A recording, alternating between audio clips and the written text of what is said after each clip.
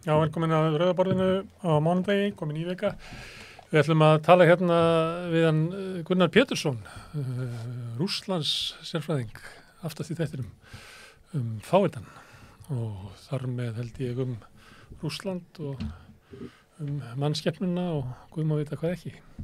Hún kemur hérna Freydís Jóna Freystinsdóttir og við ætlum að tala kvenmorð og hérna ýmislegt tengt þeim, en það þegar kona myrt fyrir það að vera kona eða það tengist ástæðan þess að hún myrt. Það þungt í þættinum, það fávitinn og kvenmorð og svo líka bóðið upp á siðrof í íslensku samfélagi. Þannig Jón Gunnar Bergbólk kemur hérna eftir og við ætlum að ræða það. Það lagt á borð þung mál á Rauðaborði í dag. Eins gott að fréttir dagsins séu léttar og skemmtilegar. Það eru frekar léttvægar, myndi ég að segja, allan á flestar og kannski búið að vera mest í fjölmiðlunum í dag formannskjörin í Sjálfstæðisflokknum og fólk svona að velta fyrir sér hver ágreiningurinn þarna á milli þeirra og hver málefnilegi munurinn á milli Guðlaugs og Bjarna. Já. Og mér sýnist ekki að vera einhver mikill munur. Í framboðsræðu sinni var hann að tala um að lækka skatta og að Sjálfstæðisflokkurinn ætti að vera stærri, ætti að vera stærsti flokkurinn alltaf og hann það en ætti að vera mun stærri eins og hann var og að þeir ætli að styrkja og styðja lítil og meðalstór fyrirtæki. Hann var að vísa náttúrulega inn í svikforustu Sjálfstæðisflokksins við arfleið flokksins. Ég tekja til þess að það allir álitsgjafar sem koma segja alltaf að það sé ekki málefnalegur ágreiningur, þetta sé bara vala milli manna, þetta svo endur til gefni frá verkalýðshreyfingunni og ég bara byrjað að vera andsnúin þessu túlkun. Ég held að það sem að Guðlaugur að vísa til langvarandi óánægja grasrótar Sjálfstæðisflokksins, grasróta, þetta eru mismunandi ángar Sjálfstæðisflokksins með fórustuna að flokkurinn hafi einangrast, þannig að orðið hagsmunagæsla fyrir hinn allra ríkustu á undanförnum árum. Það hvort sem að þú eða aðrir líkar það ekki, þá Sjálfstæðisflokkurinn fyrirverandi fjöldahreyfing og kannski ég held að Guðlaugur sé að vísa til þess að það sé ennþá og það sást reyndar var ekki svo í gær þegar það haldi fundur í Valhöll og hann boðar til það ekki margir sem að myndu ná þessu. Svona mörgum í salin? Nei, ég veit ekki, en kannski var það svona þegar Kristrún boðaði framboð sitt í samfélkinguna. Sambarlegt. Ég veit ekki, ég var ekki þar, ég sá ekki með myndirnar. Já. Svona aðeins færið þar. Þannig að þeir geta þetta, sjálfstæðismennirnir. Og þessi gagnrýni hefur búin að vera lengi. Bara Ragnar Önundarson og fleiri svona eldri menn, Styrmir var alltaf að tala þetta. Að einu sinni hefði Sjálfstæðisflokkurinn verið grasrótarflokkur. Mér sýndist ég sjá hann Þorkell Sigurlaugsson, einhvers staðar nálægt Guðlaugi, hann tók þátt í að stofna félag smáfyrirtækja og hann fyrirverandi framkvæmdastjóri inn í Eimskip, meðan Eimskip var eiginlega hausinn á kolkrabbanum í viðskiptalífinu. Hann tók þátt í að stofna félag smáfyrirtækja með honum sem að bendi til að það óánægja annars vegar með fókus samtaka atvinnulífsins sem alveg bara á allra ríkustu mennina þeir sem eiga mest af fjármagninu og allra stærstu eigendur, allra stærstu fyrirtækjana og svo Sjálfstæðisflokksins. Þannig að mér finnst þetta alveg skemmt að vera málefnalegt eins og hvað annað Svo kannski eru báðir á því að vera að reka þessa svokölluðu sjálfstæðisstefnu sem enginn veit alveg hvað Guðlaugur segir að hún sé svo að vera með aðhald í ríkisrekstri og lægri skatta. Bjarni örugglega sammála því. Bara svona sömu tuggunar einhvern veginn. Það nú til að sjá einhverjar raunverulegar aðgerðir eða svona áætlanir sem hann væri með til að styrkja stöðu smárra og meðalstóra fyrirtækja. Ég veit ekki, mér finnst þetta að vera málefnulegt, alveg eins og var með verkalýðshreyfinguna, að það var hvernig að beita hreyfingunni. Og ágreiningu var það, hvort að ég að vera bara mynda eitthvað svona málamillanir og sátt við aðra hinum megin í samtökum atvinnulífsins eða hjá ríkinu eða eitthvað. Nei, við ætlum að láta aflið í hreyfingunni knýja fram kröfunar okkar. Sömuleyti Guðlaugur með sambærilega sögu.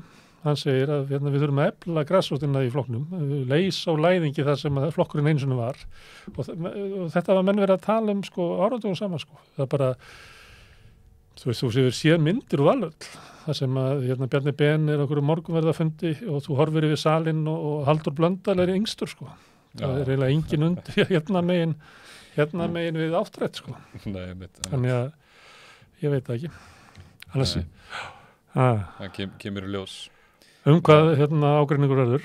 Já, og ef að Guðlaugur vinnur að hvernig flokkur þetta verði og ég held að Íslandi væri betur borgi ef þetta væri alvöru frjálshyggjuflokkur og alvöru svona ég veit ekki eitthvað betra en það sem að er maður þarf að rosa jákvæður og maður að segja sem svo að það er bara betra fyrir Íslandi ef að sjálfstæðisflokkurinn er í stuði ef þjóðkirkjan er í stuði ef kaupfélag skaffering er í stuði ef bara allar stofnanir samfélagsins er í stuði það er bara betra það er náttúrulega betra já, maður gæti hugsað þannig en varandi eitt sem var mjög skrítið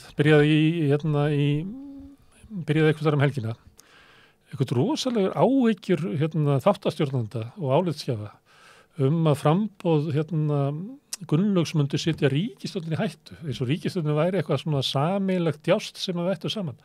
Það er nýbúið að vera könnuna sem að ég held að sé innan við 25% af þjóðinni sem að finnst ríkisstjórnin standa sig vel. Þannig ég næ ekki alveg þessum svona tón eins og að það sé að eitthvað bjóði sér fram sem formann Sjálfstæðisflokksins, það sé eitthvað svona röskun sem að við ættum ekki að ráða við, og hamrað mikið á því að vinátta Katrínar og Bjarna Ben sé límið í ríkisstjórninni. Ég meina, hvers konar líðræði samfélagið það, ef þetta hangir á svona, þú veist, hvernig fólki líkar hvort þau annað, þetta snýst bara eitthvað allt annað en það sko. En það minnst Gulli að svara því ágætlega, hann segir bara að það er Sjálfstæðisflokkur sem er ríkisstjórninni, ekki Bjarni Benediktsson, það er Sjálfstæðisflokkur sem samþykkt að ganga að inn. Þetta segja sér svolítið sjálft en í öðrum fréttum að þá... Ég held að segja reitt sko, til þess að þetta er svona, við erum svona þunga þátt, að ég kannski vanhefur að tala svona því að sko, ég og Gulli erum náskyldir. Nú það? Já, Gulli var ættleitur, ungur og þau sagt frá því í viðtölum. Og ég og blóðmóður hans, við erum systra börn. Já, ok. Við erum náskyldir og Gulli er skyldur með þessum hætti hellingafólki. Maður hefur nú heyrt. Mörgu fólki sem þú þekkir mér. Já, ok. Þessi ætt, þetta var áfalla ætt, leystist upp, fjölskylda 1983, 4 og sískinahópurinn dreifðist út allt og það eru mörg börn til, kannski segir þess að sögutíman setna. Það er svona áföll og erfileikar, marga kynslóður sem að tekur að jafna sig. Þá þannig að ég sé að kynna mig og Gulla sem eitthvað svona sérstak merki áfalla, en það var mikið ættleiðingum. Mamma var ættleidd, mikið ættleiðingum í þessari fjölskyldu. Áhugavert, það var margir verið að setja á Facebook, fyrirverandi þingmenn Pírata og svona ýmsir aðilar sem að tala fyrir allt annarri pólitík en Guðlaugur, en þau eru samt að tala um það hvernig hann er mun viðkunnulegri manneskja en Bjarni. Náttúrulega kannski á ekki að vera aðalmálið sko, en fólk er að tala um að sérstaklega í þinginu betri sko. Sérstaklega í þinginu því að þar er Bjarni náttúrulega ótrúlega hrókafullur sko og bara lætur alls konar hluti verið taugarnar á sér. Alltaf gaman þegar hann er í salnum og Björn Leví er að tala. Þannig að sér það bara eins og Bjarna finnist það bara óverðugt að vera í sama ansi sömu deild og þessi maður. Þannig að það er svona rosaleg svona hróka stemming yfir honum. Ég held að allir tala þannig Gulla, hann er eldhress og klár sko. Það er svona í samskiptum. Ósammála þó fólk sé ósammála á allt það. Og það var svona kannski betri í samskiptum. Já, við vorum svona í fjölskyldunni, komum saman helgina, ekki í þessari fjölskyldur sem ég var að segja frá, þannig að þetta er bara í minni fjölskyldu. Og þá fannst mér að koma í ljós að það var ótrúlega fólk einhver sko persónulega kynni af Gulla og fólk keftist við að sko að segja á hann góða sögur. En varandi hvað það sé möguleiki, að því þetta á að vera spennandi, þetta er stærsti flokkurinn og svona, þetta er svo ædol, þetta er tveir að keppa en þetta er allir sem er gaman að keppni, þá er það. Ég myndi, ég hef ekki sterka einsýn inn í flokkina, en svona, ég myndi halda að segjum að það væri 2000 sem er að kjósa, ég held að það sé bara 1900, segjum að það væri 2000. Þá myndi ég ætla að Bjarni væri komið með svona 750 og Gulli svona 400. Já, trygg. Já, þannig að það sem eftir er þá hvað 850. Til þess að Gulli komist yfir 1000, þá þarf hann að ná í 70% af þeim sem hægt er að ná í, sem er ekki komin í aðra hvort liðið. Staðan er ekki svo að Bjarni sé bara með þetta og það sé bara núna vangaveltur gott að Guðlaugur fáið 32% eða 35% eða jafnvel 41%, ég held að það sé ekki. En til þess að ná þessu, að þá þarf eiginlega allt að ganga honum í hag. Til þess að Bjarni missi þetta, þá þarf eitthvað að koma fyrir. Og þannig að nú getur maður sagt þess að spámennindi, það í lómald að spámennindi því að það eftir komið ljós hvað veldur. Því að sagan ekki orðin. Það mun gerast í þessari viku hver stemmingin inn í flokknum. Það má vel vera að stemmingin sé í flokknum að Bjarni fer ekki lengra með okkur. Ég meina 24% max og við erum kannski 3-4 svona kjörtímabil að svara fyrir hans spámertur. Ég meina hann getur komið okkur í ríkisstjórn með Katrínu Jakobsdóttur, that's it. Þú veist, Gulli, hann kannski næri ekki eitthvað meira, það var séns á því að ná í meira. Það eitthvað svona, ef þessi stemming verður, þá á Gulli ágæti séns. Ef það svona, ég meina, ef ekki bara hafa Bjarna næstu 3 árin og svo tekur bara Þórdís Kolbrún við. Ég ekki vissum að það sé ykkur afgerandi meirihluti á landsfundinum sem að horfir á það sem góða framtíð. Það vil að sitja út kjörtímabili með Bjarna, síðan á Þórdís að taka við kannski hálfa ári fyrir kosningar og leiða okkur til sigurs eftir að hafa verið svona ráðherra undir skjóli og varaformaður undir skjóli Bjarna. Ég bara, þú veist, og sérstaklega að því að við erum að tala við hvern Gull að tala. Hann að tala við svona sjálfstæða atvinnurekendur, iðnaðarmennina, þú veist þetta svona alþýðu fylgi Sjálfstæðisflokksins. Ég held þetta sé ekki svona framtíð sem að það fólk sér fyrir sig sem eitthvað svona, bara eitthvað sjálfstæða leið fyrir Sjálfstæðisflokkin, bara þetta móti. Þannig að ef þetta svona raunverulegur ágreiningur þarna í gangi þá er þetta kannski mjög mikilvæg tímamót fyrir Sjálfstæðisflokkin. Hvaða stefnu þau taka hérna? Núna? Ég veit það ekki. Ég held að breytið ekki rosalega mikið. Ég held að þau sem koma saman og það náttúrulega þessi samkomi alveg þótt að þið kunnir ekki við í sjálfstæðisstefnuna og fólkið en þú veit í sal með 1900 af skoðanarsystkjunum hvort sem maður Breiðablik að falla Íslandsmeistaratitli eða þú veit okkur vakningar samkomu, eitthvað trúarsöfnuðar eða í landsfundi Sjálfstæðisflokksins. Það var svona stemmingin það, hver erum við, hvað viljum við getum þetta. Ég held þetta snúist það. Hver getur komið og skilað okkur sigri, sem nákvæmlega sama og Samfylkingin gerði á sínum landsþingi. Hún kaus eitthvað sem getur skilað okkur sigri. Þegar fólk kemur saman og þú getur haldið þetta snúist allt það að byrju hver stefnu okkar í þjóðkirkjunni og þessu. Það ekki alltaf þannig. Þetta bara við sem að træpið nú komið okkur að fara sigri, við getum ekki tekið 4. og 5. kosningarnar röð þar sem við erum að kyngja okkur á vonbrigðum. Já, ég held að þetta sé góður punktur mjög raunverulegt og eiginlega því miður ef við viljum verið þroskuðu lýðræði þá kannski ættum við svona yfirstíga þetta aðeins meira og horfa meira á málefnin Já, við erum bara ekki þroskaðir í mannverur við verðum að reyna að halda eins þroskuðu lýðræði og mögulegt fyrir mannabann sem við erum og þræpalistana Akkurat.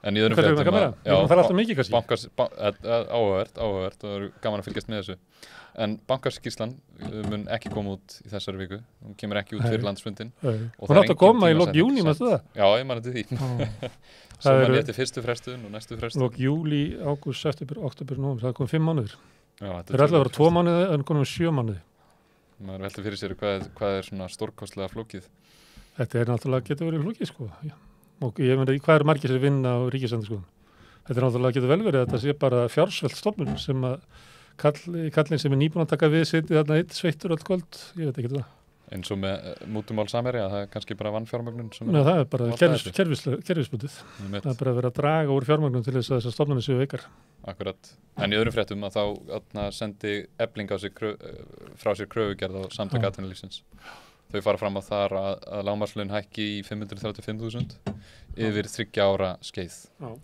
þannig að, já finnst það bara svona frekar hóflegt og alveg eins og lífskjarasamningarnir sem að voru með hækkunum 17 skall og 16 skall og 17 skall og 17 skall minni með hjólis 4 hækkanir þessi upphafi og svo einu svona ári þannig að það er yfir 3 ár þetta er bara heldur hærri upphafi ég held að það verið hækkað um 40.000 þetta er náttúrulega kröfugerð það er svo líka búið að verðbólga ég leit vitust á klukkuna, ég ætlaði að ranna fram með, ætlaði að reikna hvað það væri í samanburði ef maður reiknar upp hækkanir lífskjarasamningsins af því að náttúrulega verðbólgan svolítið há núna, hún búin að vera bara í kringu 9% og ég veit ekki hverjar eru forsendurnar fyrir hækkununum en ég tók eftir því að viðskiptablöðin voru fljót sko, í staðan fyrir að taka krónutölunar, að snúi sig yfir í prófstækun, það væri verið að fara fram á 50% hækkun.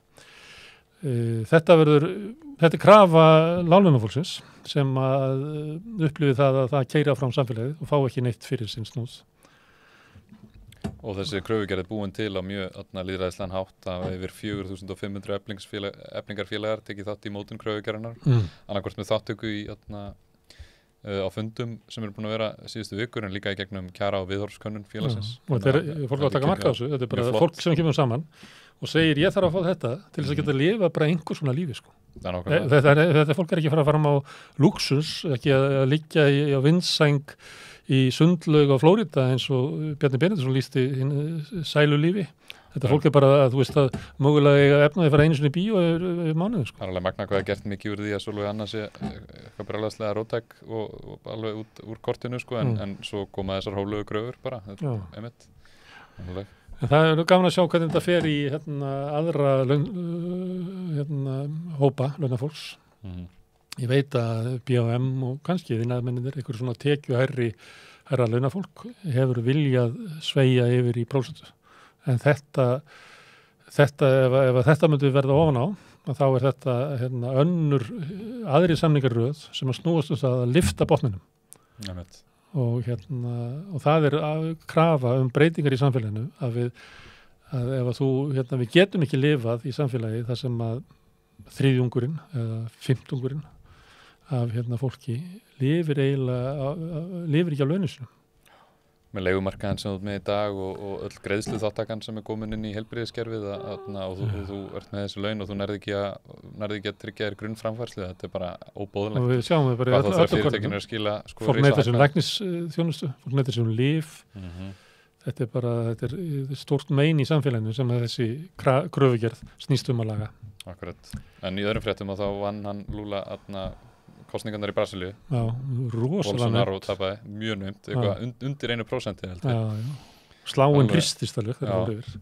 En íhaldið og hægrið í Brasilíu tók þingið, samt sem aður. Það voru búin að tala það þegar í fyrirumfyririnn þá voru að það sem að fyrirumfyririnn sýndi að Bolsonaro er bara komin til að vera í brasilískum stjórnmálum. Það er og hvernig Lula, ég bara þekki ekki í Brasilíu, en þú veist, eins og maður lesi til þetta, að þá verður þetta meiri háttar erfitt og flókið fyrir hann að halda þessu saman einhvern veginn. Og líka þegar er svona naum kosning, hann er nú ekki búin að gefa sig ennþá fram, Bolsonaro, og játa sig sigraðan, þannig að það getur verið einhver eftirmálar að þessu. En samt heldur maður vonar allavega að þetta eru stórar og góðar fréttir fyrir allan heiminn, bara maður hugsar út í Amazon frumskógin, að Lula er búin að tala mikið það í aðdraganda kosningarna að hann ætli að verja Amazon frumskógin mikið meira. Bolsonaro er búin að reka harða stefnu að skera hann upp til þess að búa til svæði fyrir kornrækt og sojarækt og annað sem fyrir aðalega í búfjánað og vistfræðingar var okkur við því að Amazon frumskógurinn er alveg á jaðrinum að fara að breytast í bara svona sléttu lendi sem að myndi þá fara á endanum að gefa út koltvísýringi í staðin fyrir að vera að drekka alltaf mikla magn af koltvísýringi sem að Amazon frumskógurinn hefur hingað til gert. Þannig að bara það og ef að Lula næri að taka aðgerðir þar og gera hluti sem að hjálpa Amazon frumskóginum, þá er þetta mjög góða fréttir. En hann þarf þingið með sér. En hann þarf mögulega að þingið með sér sem er ágefni. Og lýðræðið í Brasilíu var á svipari stöðu og lýstir skóginum.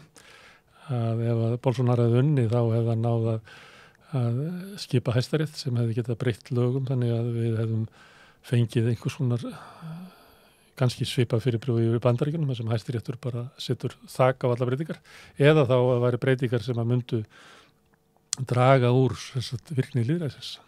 Það geta fessi í sess. En ég held að þetta strís ekkert búið sko. Nei, það virðist ekki vera. Nei, ég held að Brasilía verður mikla fréttir í Brasilíu. Og við fylgjumst með. En svo kom frétt á samstöðina sem að þú skrifaðir hvernig íbúðalánasjóður færði eiginlega fasteignafélaginu Ölmu 15 milljarða á silfurfati með því að selja fullt af íbúðum þegar fasteignaverð var frekar lágt og Alma kemur inn og kaupir þetta upp og byrjar að leigja þær út og fasteignar eru að hækka í verði. Hver er að taka ákvarðanir hjá íbúðalánasjóð? Við byrjuðum að segja frá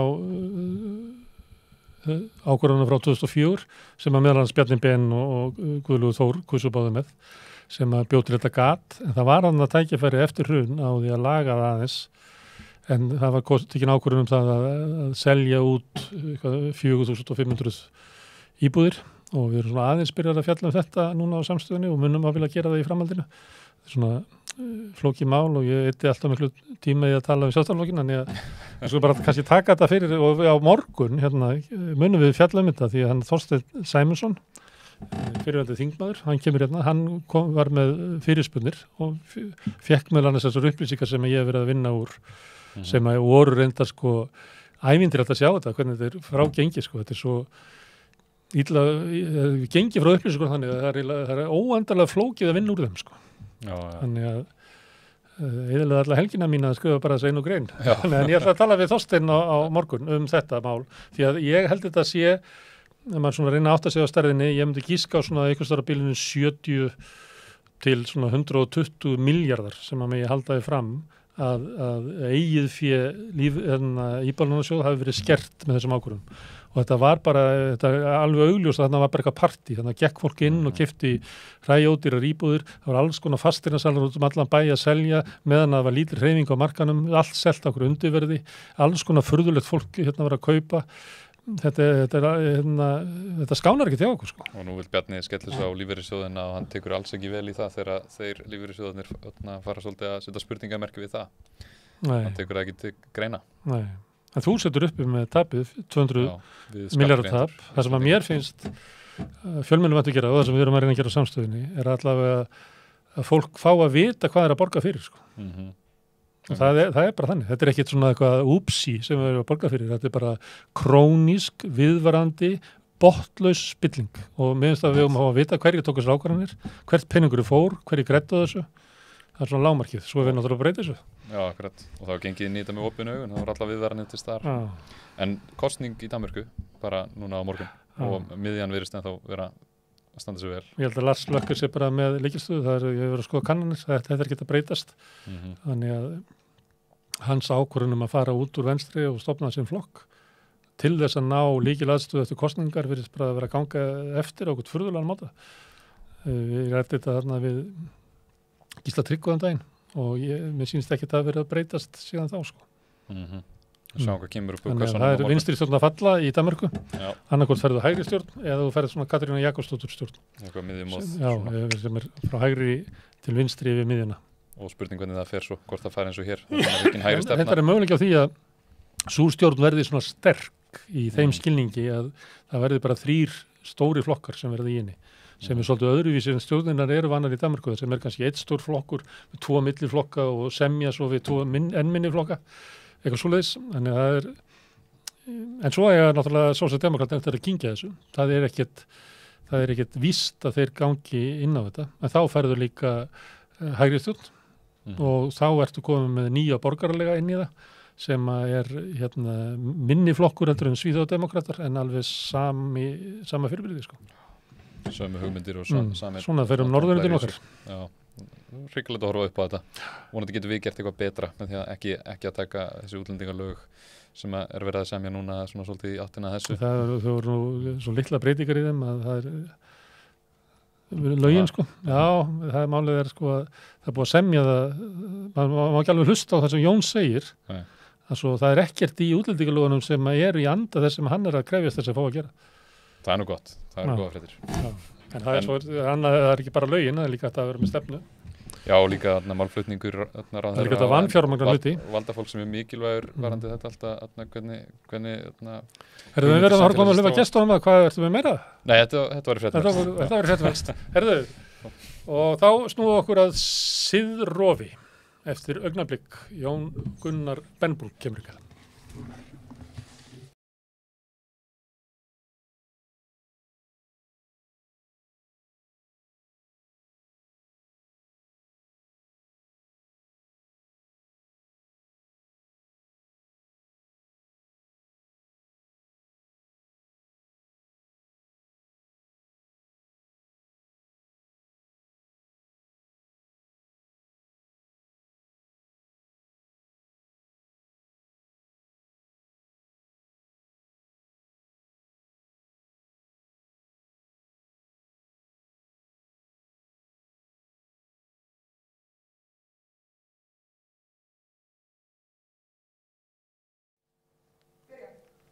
Já, heyrðu, þá komið að siðrofi í íslensku samfélagi. Það ekkert minna, Jón Gunnar Bernburg. Þú varst með erindu þetta á Þjóðarspegli.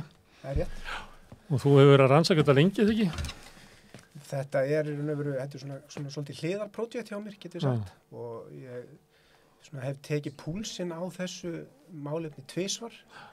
Í fyrsta lagi í spurningalistakönnun sem var gerð bara hrunskreppuna 2009-10. Þá mældu við, ég á samt nokkur kollegunum í raun og veru bara svona skynjun Íslendinga á mætti félagslega viðmiða í daglegu lífi. Hvað félagslega viðmið fyrir okkur? Sigurrófskenningin er mjög svona grundvallandi kenning í félagsfræði. Og hún gengur út á það að, þú veist, jafnvel í nútíma samfélagi, þar sem við höfum allir þessi formlegu lög og formlega reglur, þá er það ekki nóg til þess að, þú veist, skapa traust og koma í veg fyrir sviksemi og afbrot og svo framvegis í samfélaginu. Við þurfum óskráða reglur. Þurfum að hafa menningu og almennilegt samfélag. Það er ekki nóg að hafa fallega stjórnarskrá. Það er önnur saga eins. Þannig að það er þessar óskráðu reglur sem að skipta öllu máli upp á svona félagslega samstöð og svona heilbrigt gott samfélag.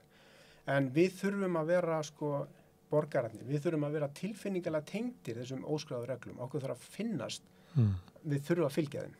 Og ef við gerum það ekki, þá náttúrulega eykst tilhneiging okkar til þess að fylgja þeim ekki og ekki bara það heldur líka fyrir okkur að líða illa vegna þess að þessi viðmið þau ramma líka inn langanir okkar í lífinu sem eru fræðilega séð algjörlega óheftar, við getum haft algjörlega óheftar langanir en samfélagið þarf að koma og segja okkur svona cirka hvaða langanir eru í lagi, hvaða langanir eru réttmætar, hvert við eigum að vera að stefna og hvert við eigum ekki að vera að stefna.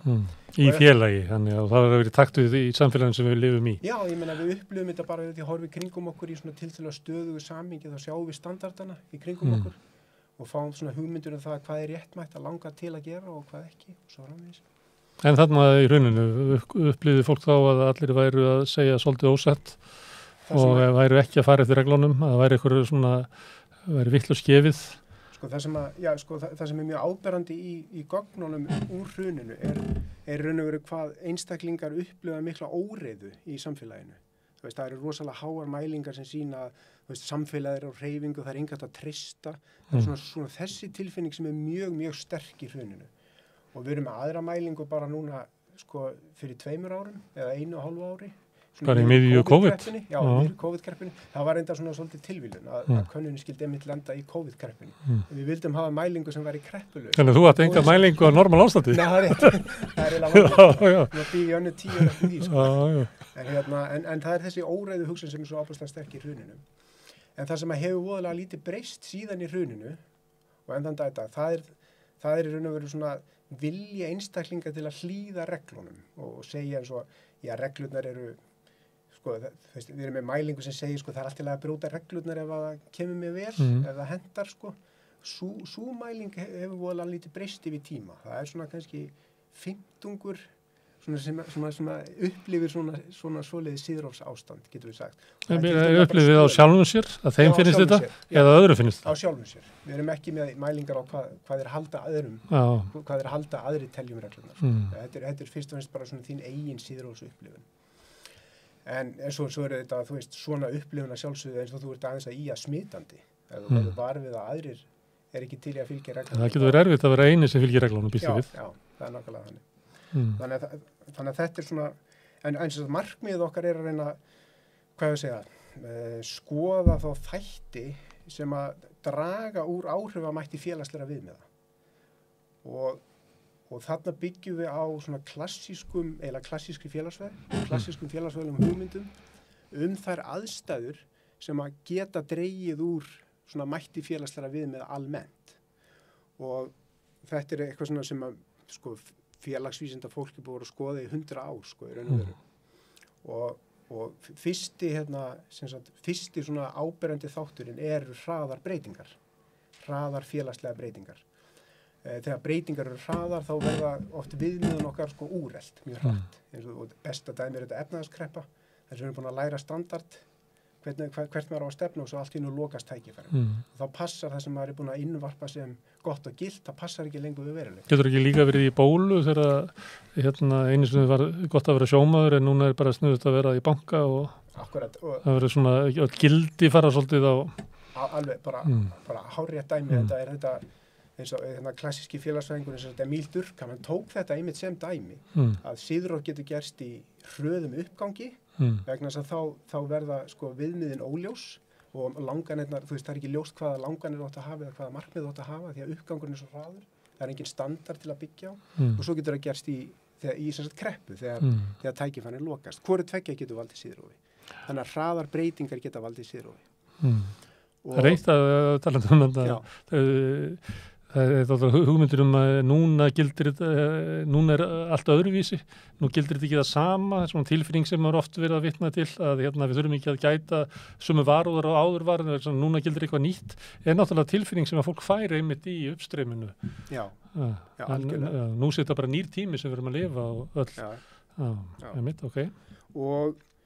Og ég ekki glemt að segja að þessi kenning er þú veist, þótt þessi 100 ára eða meira, þá er hann samt mjög lifandi ennþá í afbrotafræði í dag. Þú veist, fólk notar þessa kenningu mjög mikið til þess að bera saman afbrotatíðni samfélag, og hann átt þess að okkur sum samfélag með litla afbrotatíðni og önnur samfélag með háa afbrotatíðni, svo ég tekki dæmi. Fólk hefur líka skoðað þetta út frá viðskiptabrotum og í alls konar tilgangi, sko. En sem sagt, síðan er annað þema, sko, fyrir utan þess að hröðu breytingar, þá er annað þema sem er sko markashagkerfið og hefur að gera með það að kenningin er svo að sko efnahagslífið alveg svo hinar megin stofnanir samfélagsins feli í sér ákveði gildismat og í efnahagslífinu þar gildir hvað? Að ná árangri, eignast peninga og eignast efnislega hluti og það er raun og verið það sem skiptir mestu máli að, þú veist, ná þessum árangri fyrir ekki hvernig maður nær árangrunum. Aftur að það eru hinar stofnanir samfélagsins eins og fjölskyldan og menntakerfið, þær eru svona meira innprenta okkur sko hvernig við eigum að hafa okkur, hvernig við eigum að bera okkur að við að, þú veist, leita upp í markmiðin. Þú veist, það er svona hvað er siðlega rétt og hvað er siðlega rangt í þeim efnum. En er það ekki líka í efnahagslífinu að svona metið þannig að þess munur á því hvort við horfum á, ég má bara taka dæmi, á Samherja, hvort það séu duglugu frendunir sem að skröpuðu millidekki á Guðstinni í Hafnarfjarðarhöfn og urðu ríkir fyrir eigin elju, eða hvort það séu sko anskotanir sem að sölsuðum þessu kvótan og urðu bara ríkir af því. Það skiptir máli sko sáttin okkar við efnahagslífið að það sé sanngirni í því. Já, að svo miklu leyti sem að hinar stofnanir samfélagsins hafa ennþá eitthvað að segja í málunum. En síðan geti það gerst, segir kenningin, að efnahagslífið hefur tilhneigingu til að einangra sig frá öðrum stofnunum samfélagsins. Og þar verða þá þetta gildir sem árangur og peninga og þetta, að þar bara fer það að ráða og það verður eina, sko, er verið markmiði sem skiptir máli. Þetta verður business-jónmynd. Já, ég meina, þú veist, 100 kall er 100 kall og þú getur keypt saman, eða miljón, þú getur keypt saman hlutin hvernig þú eignast hana. Þannig að það þarf hina stofnanirnar til þess að vega upp á móti þessu gildismati. Og við þekkjum þetta á umræðunum að reka spítala eins og fyrirtæki og allt það, sko. Þannig hefur sko gildismat efnahagsins tekið yfir í einhvern skilningi og þetta er hættan. En pointið hérna er það að þegar gildismat efnahagsins tekur yfir að þá er hætta á siðrofi vegna þess að þá hafa þessar óskráðu reglur sem við eigum að innvarpa og meta og vera tilfinningalega tengt, þá missa þau mátt sinn. Og þetta birtist í okkar gögnum bara einfallega þannig að á þessu hversdagslega stigi bara almennings í landinu að þeir sem hafa svona innvarpað þessari hugmyndum að peningar séu markmið númer 1, 2 og 3 þeir eru miklu líklegri til þess að telja að það sé í lagi að brjóta reglurnar eða hendar. Þeir eru miklu líklegri til að upplifa siðrof.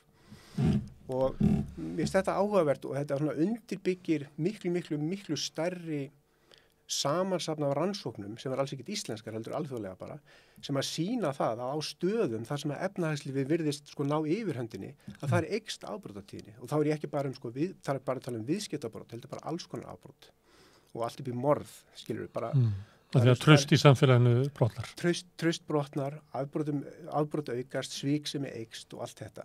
Og þetta hafa menn bara staðfest með, og konur staðfest með bara tölfræðilegum rannsóknum með því að bera saman sko þjóðríki í samtíma. En þið eru að þessu til þess að mæla einhver staðan á Íslandi, er það hvað? Já, og við svona, er komið svona hættuljósa og hérna? Ég myndi ekki endilega orða það þannig. Þú veist, ég meina... Ertu með samanburð á öðru þjóðum með samskonar? Ég er með samanburð á ákveðnum þættum á öðrum þjóðum og þar kemur kannski að seinasta þemanu sem langað að tala í siðrófskenningunni, að það er ójöfnuður. Og ójöfnuður, svona ójöfnuður ójöfnuður og ójöfn tækifæri. Og kenningin segir að, þú veist, í nútíma samfélagi, því að það er okkar gildismat að það eigi að vera jöfn tækifæri.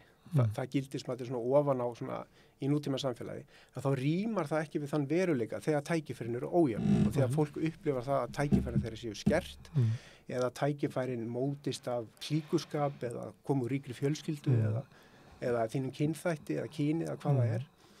Og þetta sjáum við mjög skýrt sem sagt á einstaklingsstiginu í okkar gögnum, að einstaklingar sem að upplifa tækifærin sem bjöguð af einhverjum af þessum þáttum, þeir eru mun líklegri til að upplifa siðróf heldur en aðrir.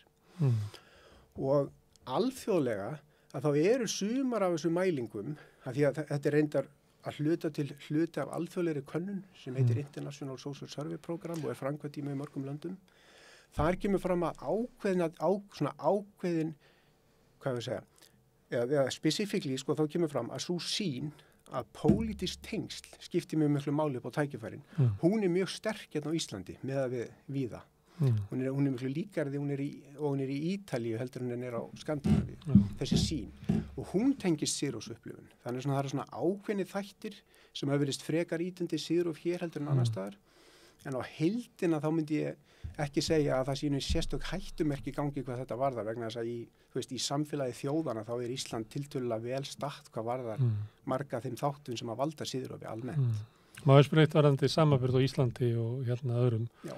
Til dæmis eins og talandi ójöfnuð. Við erum svo hlægilega lítið samfélag, eða dásanlega lítið, hvernig maður vil orða það. Að þegar þetta bera það saman við, þú nefndir Ítalíu eða eitthvað, sem er náttúrulega bara allt annað samfélag.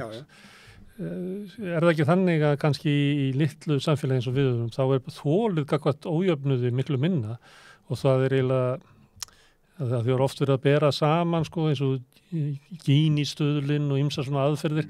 Maður hefur stundu velt í fyrir hvernig við værim í samanburð og tæki bara Bergen og nágrenni eða eitthvað sko til samanburðar. Að það getur verið að í slíku samfélagum sé bara þolið gagnvart ójöfnuði miklu minna heldur en ef þú ert að býrð í bara í öllum Bandaríkjunum með eitthvað. Já, sko... Það tekist ekki þinni könnum, þetta bara tengist bara algjörlega minni könnum og okkar könnum, við erum nú fleiri með þessar könnun. Það vegna þess að sko, mælingarnar siðróf, þær koma úr könnun sem að snýst fyrst og fremst að skoða upplifun Íslendinga og skynjun á ójöfniði og svona réttlæti í samfélaginu. Þaðan koma mælingarnar. Og eins og við segja, þá er þessu könnun alþjóðleg og það sem að kemur í ljósu varðandi, ef við spyrjum sko bara fólk, telur að launamunur sé á mikill í samfélaginu, telur að það eru nokkra spurningar sem eru notað til þess að mæla þetta, að þá kemur það í ljós á Íslandi alveg síðan sko 1983 eða eitthvað, í öllum könnunum síðan þá, að þá erum 90% þjóðarinnar sem finnst ójöfnuður vera frekar eða of mikill. 90%? Já, og þetta er bara cirka sama talan yfir allt þetta tímabil. Og eins og við veitum þá hefur ójöfnuður aukist verulega mikið síðan 1983 og sérstaklega þetta eigna ójöfnuður en líka launaójöfnuður á þessum langa tíma en þetta er bara stöðugt ástand að því leiti og það eru mörg önnur lönd þar sem að raunverulegur ójöfnuður er miklu meiri heldur en á Íslandi þar sem að þessi tal er ekki svona há og þetta bendir til þess að alveg nákvæmlega eins og þú varst að segja að þú veist, í raun og veru sko að jöfnuður býr til óþol gagnvart ójöfnuði. Við erum í jöfnu samfélagi, af hverju? Í jöfnu samfélagi, það búið meiri sama reynsluheiminum, það er erfiðara fyrir því að aðskilja þig frá öðrum þóttu verið ríkur, þú fer kannski áfram í sömu sundlaugin eða börnin fer í sama skólan, þannig við erum að fylgjast með hvort öðrum, miklu meira. Þannig var það meira, ég upplifði að það sé svolítið að breytast. Já, ég held að það sé eitthvað til í því líka. Áður var þeir sem áttu pening, þau bárust á í útlöndum af því að þótti bara ekki til siðs að gera þetta. Þegar ég var að vinna í svona úlingastörfum og vertuðum hér og þar, þá var ég að vinna með fólki úr öllum stéttum. Ég held þetta sé ekki það sama og áður var og líka hugmyndin eins og þess að þú vart að tala með tilfíkur ójöfnuð eins og ójöfnuðurinn sem að snýra yngra fólki út af húsnæðismarkanum, þar sem eru þeir sem að fá stuðninga heima sem að geta keypt sér og sloppið út af hinum anstekkilega húsnæðismarkaði en aðrir eru fastir. Ég held að þetta sé meira áberandi í Íslandi heldur en... Já, það sem er allavega rannsóknir sína, ekki mínar en annara kollega minna er að umræða ójöfnuð og upplifun á ójöfnuði hefur aukist mjög mikið undanfærin svona 1,5 áratug eða 2. Það er alveg klárt mál.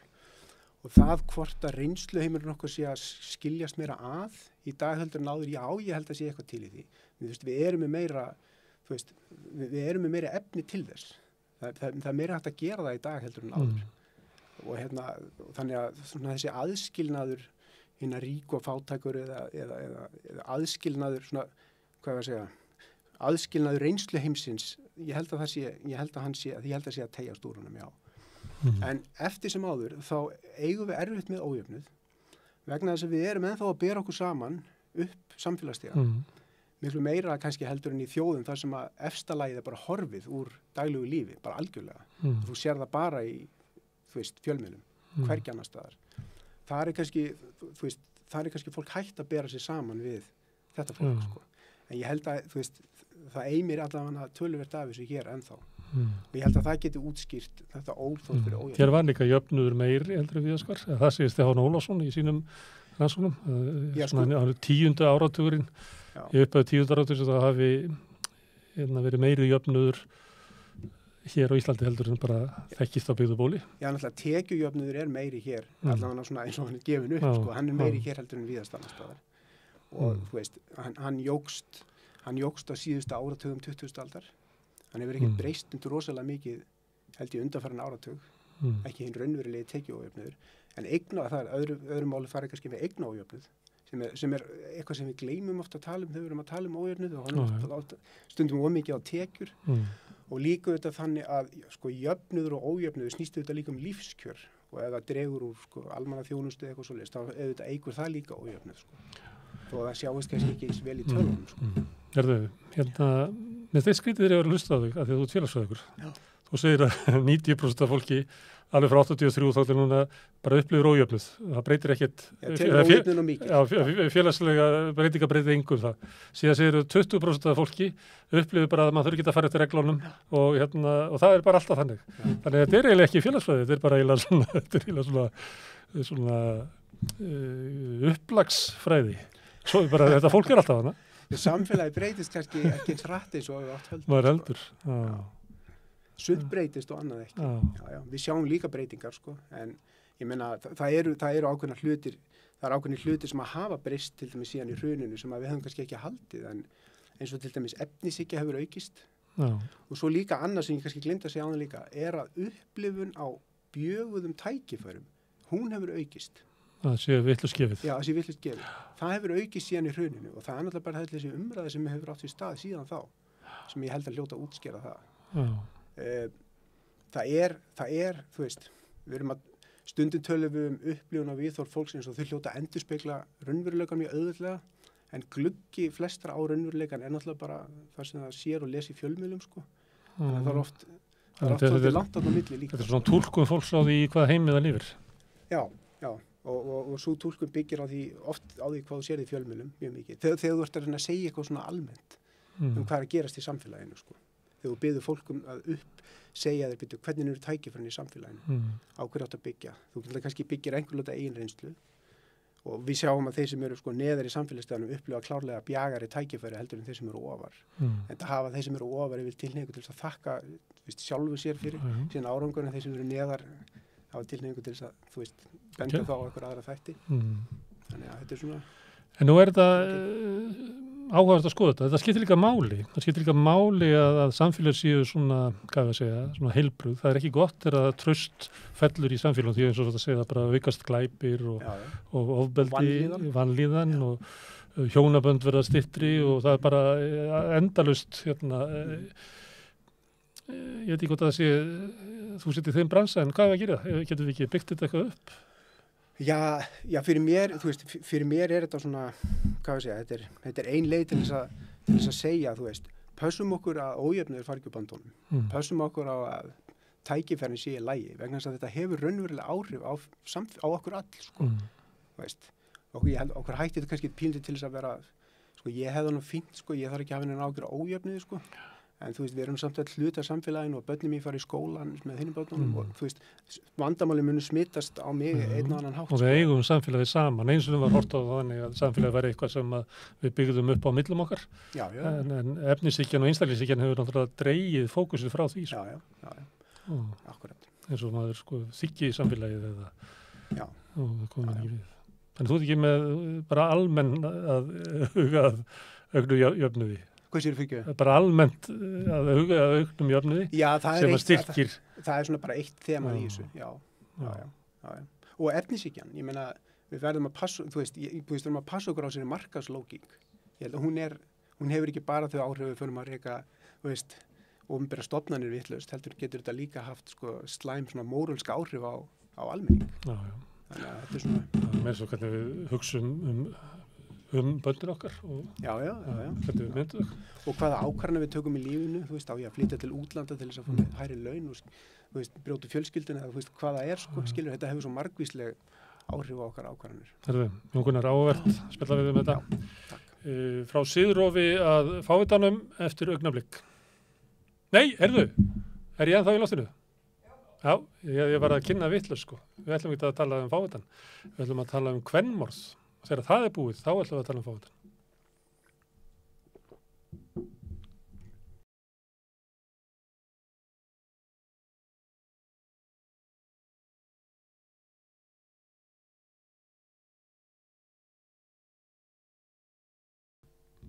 Já, hún er hingað komin Freydís Jóna Freystinsdóttir sem er dósent í félagsráðgjöf við Háskólann. Hún var ástæðumörgum að tala á þjóðarspegli og hennar erindi var kvenmorð. Já. Freydís, hvað? Ég held að allir viti svona cirka hvað það er, en það er ekki öruggar að vita bara hvað er kvenmorð. Já, bara byrja á að skilgreina það. Já. Kvenmorð er þegar að kona er drepin og það má rekja það til þess að hún sé kona. Já. Þannig að það eru svona kannski þessar feðraveldis hugmyndir sem að liggja þar að baki að þetta er svona kannski grófasta myndin af ójafnrétti kynjanna má segja. Já, og oftast er gerandinn sambýlismaður, gæti verið... Já, getur verið sambýlismaður, fyrrverandi sambýlismaður, getur verið sonur, kærasti, jafnvel sonur. Og svo náttúrulega til svona svo kvöldu heiðursmorð líka þar er einmitt getur verið bróðir eða faðir eða ef konan hefur ekki hlýtt fyrirmælum. Má ég spyrja, af hverju vildur þú skoða þetta? Já, það er eiginlega bara, þetta kemur til þannig að ég fer inn í svona net, evrópskt net, það sem verður að skoða, svona, sem að fjallar eiginlega kvenmorð eða femicide og í kjölfara því að þegar ég er að vinna í þessu neti þá hef ég svona kveiknar hjá mér áhuga að skoða þetta hér á landi. Skoða kvenmorð og svo ég framalda því hlut barna í þessum málum. Svo satt hversu algengt þessi mál séu og hversu algengt sé að börn sé á staðnum þegar þessi stað verið vitna á svo einhvern hátt. Og hvað verður þá fólkið? Hvað varst að skoða? Nei, ég var meira að skoða sem sagt bara tíðnin, já, hver er aðdragandinn, hver eru félagslegar aðstæður þessara mála, hvað er það sem er að gerast þarna? Og að hverju komstu? Já, ég hef komist að ýmsu í sambandi við þetta og svona kannski sumt komið óvart en annað ekki. Þetta eru, ef við horfum á mæður sem hafa látist af völdum ofbeldis, þá er þetta á 35 ára tímabili 8 mæður og 14 börn sem að þær áttu og þannig að þessi börn verða náttúrulega þá svona óbeinir þolendur. Og ef við horfum á gerendur og þolendur þá það svona gerendur sem eru meðalaldurinn eiginlega svo sami hjá mæðrunum og gerendunum 29 ár. Það bara meðaltal, það er ekki alltaf fólk á sama aldri gerendur og þolandi í málunum. Nei, og meðalaldur barna var 9 ár. En síðan ef við horfum til dæmis á hlutfall innflytjanda þá eru gerendur, það er bara svona svipað og almennt gerist. Þeir eru ekkert fleiri eða færri, en aftur á móti þolendur og þeir eru talsvert svona hærra hlutfall þolenda sem eru innflytjendur eða konur sem eru af erlendi bergi brotnar. Það er nú margir til þess að draga ályktun að svona vera kona og svo innflytjandi að þá ertu í meiri hættu. Já, og það er svona kannski hægt að segja það. Þetta er náttúrulega þýðið sem ég er að rannsaka. Ég er ekki að rannsaka úrtak heldur öll mál sem að hins vegar þegar maður segir öll mál að þá er maður auðvitað að gefa sér að það séu engin þá önnur mál sem að getur auðvitað verið. Það getur auðvitað verið að í einhverjum tilfellum hafi kona verið myrt sem að meiri ekki til þess að hún sé kona en að það hafi verið greint sem slys eða eitthvað annað og þar með þá flokkast það ekki þarna undir. En ég sérst innihaldsgreindi dóma og fjölmiðla umfjöllun þessi mál. Og varstu þá að athuga hvort að einhvern tímann var talað ástríðuglæpi og það var réttlæting fyrir kallinn til þess að myrða konu. Já. Sástu það í umfjöllun eða í dómunum að það væri, köllunum væri gefið svona prigg? Það var nú reyndar í annari rannsókn sem hoppir nú yfir eitthvað annað að þar sem að verið að skoða ég og annar aðili eða nemandi minn sem að innihaldsgreindi alvarlega líkamsárásir og þar var vísir að því í einhverjum tilfellum að það væri svona verið að réttlæta. Og þá í dómnum sjálfum þannig að það væri til refsilækkunar. Já, það var vísir að því þar. En það var ekki í þessu. Ég minnist þess ekki að það hafi verið í þessar rannsókn, sko. Og þú skoðaði líka umfjöllun og ekki heldur í fjölmiðlaumfjöllun? Jú, ég skoðaði þess að fjölmiðlaumfjöllun, fréttasíður. En það var ekki í þessi hugmyndum ástríðuglæpi þar heldur? Allavega ekki væri verið að réttlæta, nei. Ég minnist þess ekki. En já. Fleira sem viljum skoða í samband við þetta. Já. Þetta með ástríðuglæpi, það náttúrulega, það er auðvitað, það er hægt að horfa það annars vegar þannig að ástríðuglæpi feli í sér þessa réttlætingu, en það er líka hægt að skoða bara út frá því að þetta sé samband sem er annarkvort rómatísks eða kynferðiseðlis eða hvoru tveggja eða eitthvað sem að tengist því. Það getur jafnvel verið einhver annar aðali myrtur sem er vitni í máli milli tveggja aðila þar sem upp hefur komið einhvers konar vandi. Það er líka til. Ég spurði það því að þú talar svona feðraveldis skilgreiningar og þá þetta væri svona réttlætingu feðraveldisins á þessum glæpum. Já, en það er ekki að merkja að það hefur dáið ykkur starf út í sögunni. Við skulum vona það allavega í þessum málum. Þetta er náttúrulega alvarlegast í þungin þegar ofbeldi leiði til dauða. Já. Þú sagðir að þetta eru bara 8 mál sem eru á 35 árum. Ég hefði haldið verið lengur. Já, 8 mæður, já. En það er ekki þar með 8 konur? Nei, það eru fleiri. Já. En þarna í þessar rannsóknar er að skoða mæður sérstaklega. Já, maður getur verið sér rifjað upp í huganum það sem að konur eru myrta fyrir að vera konur en það voru ekki mæður. Þannig að þess vegna fannst mér kannski þessi tala svona lág. Já. En af hverju vildur þú skoða mæður sérstaklega? Út af börnunum? Já, ég vildi gera það. Ég var búin að skoða hitt áður, konur yfirleitt. Þarna vildi ég einblína á mæður og börn þeirra. Þar hefði verið aðstæðanum og svo framvegis. Og það kemur í ljós að það er 40% af þessum börnum er á staðnum þegar móður þeirra myrt. Og og það er mjög óljóst í gögnunum hvort þau hafa verið sofandi eða hvað hafa verið hver þeirra staða var þegar stundu voruð í sama herbyggi, stundu voruð einhvers staðar annars staðar inn á heimilinu. En það er náttúrulega, þau hafa orðið vitni af þessu einhvern hátt, heyrt móður sína öskra eða séð afleiðingarnar, séð blóð, brotinglös og svo framvegis. Lögreglu koma eða eitthvað slíkt. En þau eru ekki aðilar á málinu. Þau eru bara alveg til hliðar í dómum og frásögnum. Já, það er bara sagt svona frá því, þetta komið inn á þetta, hvort það voru börn og svo framvegis. Og því miður þá náttúrulega eru mjög takmarkar upplýsingar þarna en við vitum ekki í raun og veru hvaða svona stuðning eða þjónustu þau fengu í kjölfari því það er náttúrulega erlendar að svona sína það að börn missa yfirleitt missa yfirleitt föðusunum leið og missa móður sína. Föðurinn í fangilsi. Já, því hann fer annarkvort í fangilsi eða þá myrði sjálfa svo eftir sem er meira hægt á ef skotvopn eru notuð til dæmis og í þessu eina máli þar sem skotvopn voru notuð að þá myrti mitt faðurinn sjálfa sig eða myrti sig og eftir fram til sjálf sig í kjölfarið á eftir að hann myrti konuna sína þannig að þannig að ef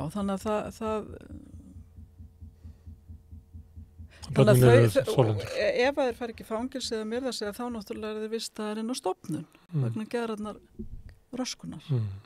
Gerandinn er ekki alltaf faðir bara? Nei, hann er það ekki alltaf. Og í þessum málum að þá var í 5 tilfellum að þessum 8 þá var staðan þannig að konan hafði verið í sambúð eða var í sambúð með manninum eða hafði verið í sambúð með honum eða var í skilnaðarferli og átti barn eða börn með manninum. En í 3 málum að þá var náið samband að ræða og konan átti ekki barn með manninum. Þú varst að skoða samanburð hér við önnur lönd? Já, ég skoðaði það svolítið og hvað kom það er töluvert minna þetta hér heldur en í Evrópu sem er náttúrulega mjög gott, þetta er lítið norrænt velferða þjóðfélag þannig að það kannski þarf svo sem ekki að koma óvart við erum kannski með sterkara net hér þannig að þó svo að rannsóknin sýni að það sé álíka algengt að það sé ofbeldi í parsamböndum samkvæmt spurningalæstukönnunum hér að þá í raun og veru þá er sem betur fer mun minna kvenmorð hér heldur en í Evrópu og jafnvel minna heldur en á hinn Norðurlöndunum þó að þessi sterkara velferðarkerfi þar. Og kannst að segja til út af hverju það getur verið? Ef það er jafnt mikið ofbeldi er jafnt algengt en af hverju það verður þá ekki svona alvarlegt hér? Já, það er spurningum með hvort að það er þessi óformlegi stuðningur sem meiri hér. Það er það sem að mig allavega grunar.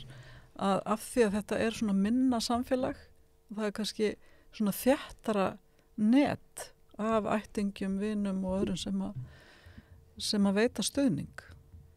Það svona geti verið allavega einskil. Hvernig getur sá stuðningur komið í veg fyrir svona? Það náttúrulega skiptir svo gríðarlega miklu máli að þegar að kona er beitt ofbeldi að hún geti leitað til einhvers og fengi stuðning, hjálp til þess að komast frá ofbeldismanninum. Að málið þróist ekki svona langt. Já. Ef maður gerir ráð fyrir þetta sé þróun, frekar heldur en kannski hver furðu viðburður. Já, og það náttúrulega... Sem þetta oftast þetta er oftast þróun. Sérstaklega þegar sambúð er að ræða, sko. Það er til dæmis í hinu málinu þar sem náu samband er að ræða, þar hittir konan mannin bara nokkru klukkutíma áður en að hún svo lætur lífið. Þannig að það er allt annað dýnamík í gangi þar. Og En í flestum málum er þetta Já, allavega í fleiri málum, sérstaklega það sem er sambúð og fast samband, að þá er ofbeldi búið að vera ítrekkað og kyrkingatök eru til dæmis bara mjög mikið hættumerki. Það er iðulega búið að taka konuna kyrkingataki áður en hún er svo kyrt, seinna mér. Þannig að það ætti til dæmis að vera mjög mikið varúðarmerki í þessum málum. Þannig að lestur á svona gögnum gæti hjálpa konum í því að svona átta sig betur á stöðu sinni eða fyrir hættu sinni. Já, og svona bara fræðsla það, og ofta tíðum horfast konur ekki í augu við það að það séu beittar ofbeldi. Jafnvel þó það séu beittar líkamlega ofbeldi. Þannig að það að horfast í augu við ofbeldið og átta sig á því að þetta sé ofbeldi, að það skiptir náttúrulega mjög miklu máli. Þú talar óformlegt net, stuðningsnet. Já. Hvað eitthvað sem ætti að vera formlegt? Sem þú sér? Já, vissulega. Það er náttúrulega velferðin í velferðarkerfin okkar, það að allir þessi félagslegi stuðningur, því það er náttúrulega áhættu þættir sem hafa greinst, það er til dæmis lágt menntunarstig meðal geranda sem kemur fram í þessar rannsókn, þarna eru 5 af 8 gerendum sem eru með lágt menntunarstig og þannig að það skiptir máli og svona allt þetta sem við erum að veita fæðingarorlof og allir þessi félagslegi stuðningur, að hann skiptir máli. Hann dregur úr, þetta eru verndandi þættir sem að draga úr áhættu þáttum, svo til dæmis áfengisneysla áhættu þáttur. Þannig að það skiptir líka máli. Og 2/3 af þessum gerendum voru undir áhrifum, þannig að þetta skiptir máli. En almennur stuðningur í velferðarkerfi, stuðningur við fólk sem stendur illa fjárhagslega eða öðru slíku, að það fyrirbyggir ofbeldi. Já. Því meira sem að baslið og erfiðleikanir, að því líklega að þar grassi ofbeldi og sé viðurkennt og þolað. Það er bara mjög mikið rannsóknum sem sýnir það. Verður Friðdís, takk fyrir að koma hingað og tala áhugavert en ekkert svo skemmtilegt mál. Já, það er vissulega hægt að segja það. Það er sko ekkert skemmtilegt við þetta, en þetta er gríðarlega mikilvægt og við viljum auðvitað reyna að gera það sem við getum til þess að draga úr ofbeldi og sérlega ofbeldi sem leiðir til dauða. Það er erfitt að lesa það gegnum dómana þetta er leiðileg ferð sem að fórst. Vissulega er þetta erfitt að lesa í gegnum svona alvarlegt ofbeldi og svona liggur við að maður þurfa áfallahjálp á eftir, þá getur rétt ímyndað hvernig fólki líður sem er í þessum aðstæðum, börnunum og allir þessir aðstandendur, foreldra, kvennanna, systkini og svo framvegis. Þannig að þetta er sorg fyrir mjög marga sem að koma að þessum málum. Friðdís, þakka að kærlega fyrir og núna ætlum við að vinda kvæði okkar svolítið í kross, við ætlum að fara til Rússlands á þar síðustu öld og fjalla fávitann.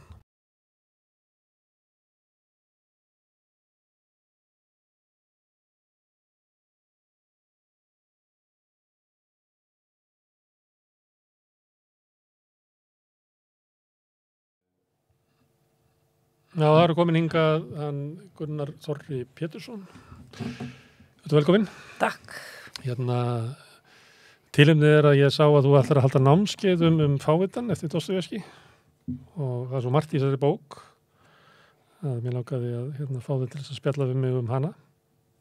Og inn í þessu er náttúrulega Dostojevskí og alls konar hugmyndir og Rússland og allt inn í og Pétursborg sem að þú elskar. En af hverju þetta halda þetta námskeið?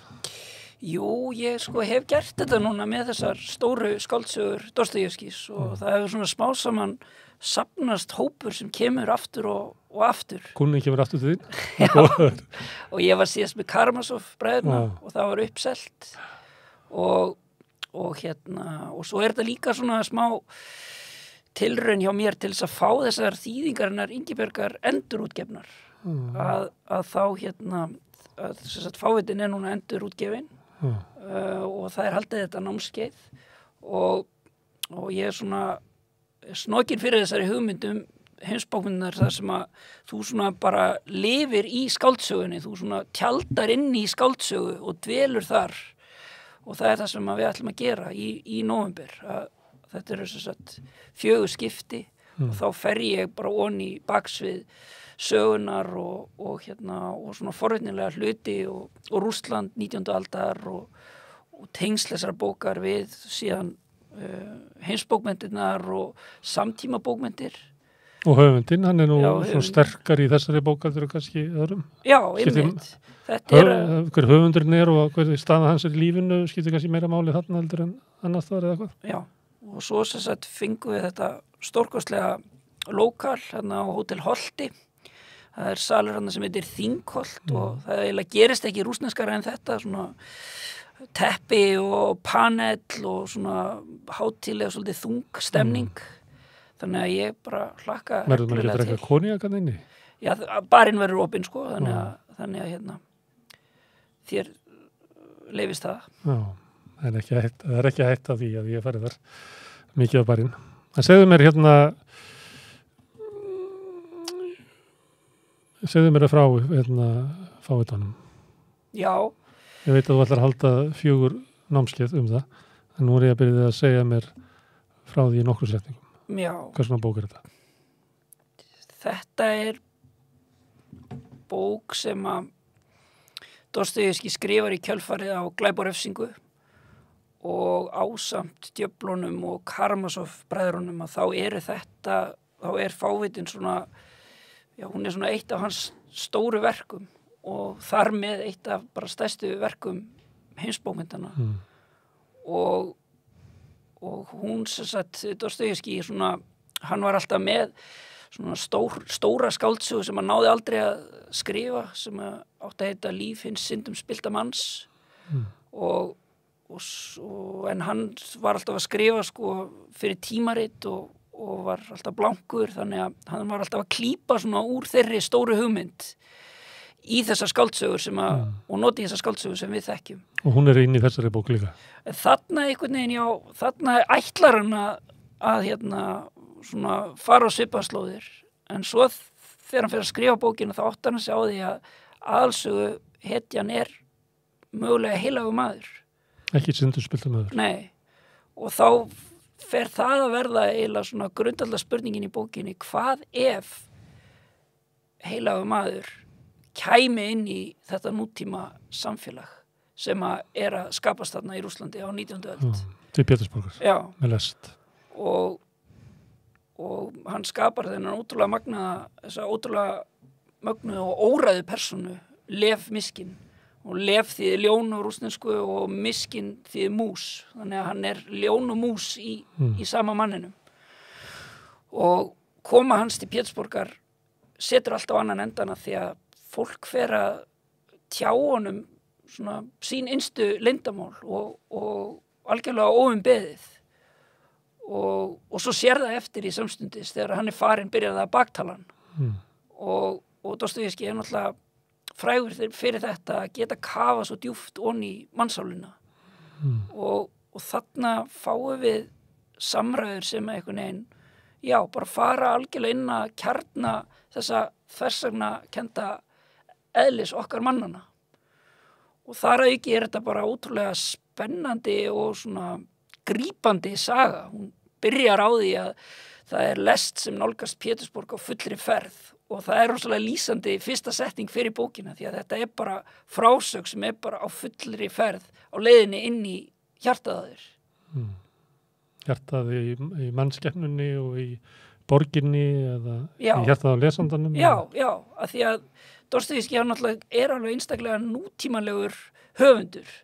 Altså mannskilningur hans á svona hvernig manneskjan er og hvað drífur hann áfram, það er nútímalegt. Já, og hann er náttúrulega að skrifa þetta þegar Tolstói er að skrifa Stríð og frið og Önnu Karenínu og hann er í aðröndina hérna mjög hrifinn af þeim bókum og öfundar Tolstói mikið fyrir að hafa sko fjárhagslegt kapital til þess að geta skrifa þessar sögur í ró og næði og meðan hann er að skrifa fyrir tímarit og þarf að hérna búa til ákveðna spennu sko í lok hvers kafla til þess að lesandir haldi áfram að lesa og hérna þannig að í aðröndina er hann mjög öfundar hann Tolstói en á himbóginn sagði hann væri að lýsa fólki sem að væri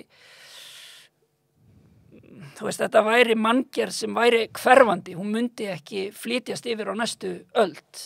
Hvaða manngerð sem er að trúa í þessum sögulegu, já, í þessum sögulegu skáldsögum eins og Tolstóis og meðan hann vildi búa til einhverja nútímalega manngerð og það náttúrulega reyndist orða sönnu að því að bara eitthvað eins og tilvistarspekin algjörlega óhugsandi án Dostojevskís og þessar spurningar sem hann að spurja Guð og heim án Guðs og bara svona þjóðfélagslegar spurningar sem hann að varpa fram í, margir segja hann að við séð fyrir rússnesku byltinguna og svo framvegis, hann þessi mikli sjáandi, hann ekki bara rithöfundur.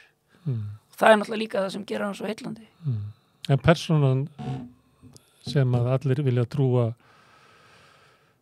sögur sinni fyrir, að hún náttúrulega gott tæki fyrir höfundin, að það eins og þú getur bara kíkt inn í líf fólks miklu nær heldur þú getur annars. Já. En þetta ekki bara stílbragð eða snjallt af höfundunum til þess að stýra sögunni. Hann líka að hugsa þennan mann sem að priskur og heilagur. Já, einmitt. Og Miskin náttúrulega, hann ekki, það alls ekkert klift og skori hvort hann sé heilagur maður. Hann geti líka verið fáviti eins og nafn bókarinnar gefur til mig til. Hann geti líka verið þetta sér rússneska fyrirbæri heilagt fíbl sem bara til í réttrúnaðinum og gengur svo aftur sem svona grunnmanngerð í rússneskum bókmyndum. En hann líka mjög svona nálagt Dostojevskí, að Dostojevskí var til dæmis rithanda sérfræðingur, að hann gat skrifað alveg ótrúlega fallega skrift og það var svona í samkvæmum og þá var þetta svona samkvæmisleikur að hann skrifaði nafn mannesku og las og persónuleikan út úr skriftinni og Miskin hefur þennan sama hæfileika og svo hann líka flogaveikur eins og Dostojevskí var. Dostojevskí var með mjög skæða flogaveiki sem að herjar mjög illa á hann akkurat þegar hann að skrifa þessa bók og það verið sem hann ætla ekki að hafa þessa persónu flogaveika en svo gerir hann að flogaveika bara eins og í miðri bók og lýsir flogaveikiskasti á alveg rosalega magnaðan hátt og að mér skilst á hátt sem bara hefur verið notaður sem svona sýnidæmi hvernig flogveiki að þessu tægi virkar. Og þetta tengist líka öðru tema í bókinni að þegar þú fær svona flogveikikasta þá verður ekki meiri tími. Þá stoppar tíminn. Og það líka tema í þessari bók að hann lýsir í hvernig manneski líður rétt áður en að hún tekin að lífi. Sem líka tilvísun í hans eigin reynslu. Já, því að Dostojevskí sjálfur upplýði það að fara á aftökupall og vera náðaður á síðustu stundu. Og þannig að hann svona lýsir mörgum að svona sinni persónulegustu reynslu í þessari bók. Og það gerir hann algjörlega ómyndarlega. En gerir hann það ekki bara því að hann þarf að skila ykkur inn fyrir innan viku til þess að fá borgað? Nei, ég nefnilega, ég var að horfa á einhverja mynd núna í gærkvöldi og ég var skilin eftir með svo mikinn tómleika. Og ég upplifði þetta núna bara nánast hvert einasta nútíma listaverk sem að ég einhvern veginn kynni mér. Að ég upplifði einhvern ótrúlegan tómleika. En með skáldsögu Dostojevskís þá upplifi ég svo mikið andlegt ríkidæmi þegar ég les þær. Og þannig að þrátt fyrir að hann hafi verið að skrifa í kappi tíman og þrátt fyrir að hann beiti svo sannarlega jafnvel svona oft lágkúrulegum stílbröðum og leiti alveg grimt í svona frásagnagerðir glæpasöguna og slíkt til þess að einhvern veginn að krydda sögurnar sínar, að þá í grunninn þetta eitthvað miklu meira og miklu dýpra og eitthvað sem að bara heldur áfram að gefa. Ég búin að vera að lesa Dostojevskí bara núna í 20 og eitthvað ár og ég ennþá að súpa af þessari lind sem að svo heildjúp. Þannig að það og ég hitti einhvern tíma mann bara á djamminu sko, bara klukkan 5 á kaffibarnum og hann sagði við mig bara Dostojevskí maður treystir honum og það finnst mér vera alveg ótrúlega mikilvæg punktur að þú treystir honum að því að hann fer og rosalega nærri manni og hann fer líka út í móa og hann Það er þá heiluferð, hann er ekki að gappa þig. Já, þetta er eitthvað sönn leit og það er einhvern veginn allt lagt undir. Það sagði mér einhver maður að það er þessa bók var eins og að fá að skipta haus. Þannig að það er gott að setja þennan haus á sig og hugsa eins og hann. Já, það er það. Að ganga inn í hans innri veröld. Já, og svo er þetta bara líka svo ótrúlega, já, svona djúpt bara portrétt af bara svona sálarlífi mannsins og Pétursborg kemur hana líka svo sterk inn sem er náttúrulega svo ótrúlega Dostojevskí kallaði hana meðvituðustu og afstæðustu borg í víðri veröld og það er svona ákveðin þversögn sem þessi borg er byggð á sem að gera hana svo óraunverulega og skáldlega og það kemur líka mjög sterkt fram í þessari bók. Þannig að Pétursborg er eins og stundum er sagt svona persóna í bókinni. Já, mjög djúp. Og svo náttúrulega bara koma höfundar í kjölfarið bara Tómas Mann, Guðbjörgur Bergsson, Halldór Laxness og svo framvegis sem að leita í þennan grunn og það er líka svo forvinnilegt að skoða það bara hvernig þeir vinna úr þessum arfi og mér langar líka til þess að koma inn á það í þessu námskeiði. Svo líka er það... En er það ekki algjörlega botlaus rannsókn að sjá fyrir sér hvernig ólíkir höfundar vinna úr Dostojevskí og reynslu sína því að lesa hann?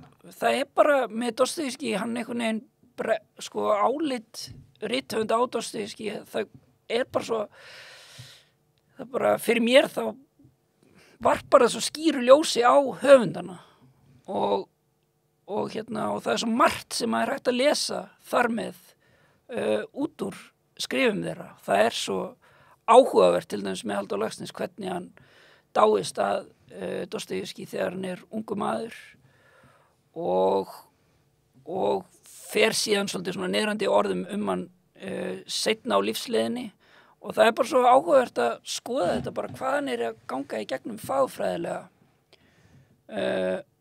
sem að veldi því að afstæðan hans breyti svona mikið og svo er það náttúrulega líka rússnesk gagnrýn umfjöllun bókmyndir sem er einstök en þess að rússar hafa enga heimspeki hefð það er einhvern veginn rithöfundur sem þarf að taka á sig skyldur heimspekingsins og líka skyldur þjóðfélags gagnrýnandans að því að frjáls umræða er ekki möguleg í Rússlandi 19. aldar, ekki frekar en í dag og þannig að rithöfundurinn, þessi rithöfundur sem er að skrifa í tímaritina, hann er einhvern veginn þarf að skrifa skáldsögu sem að fólk límist við hann þarf líka að varpa fram svona þessum stóru spurningum dagsins hann þarf líka að taka á sig þessa svona heimspekilegu vít sem að rithöfundurinn hefur þannig að rithöfundurinn fær svo mikið vægi og mér finnst það líka svo áhugavert að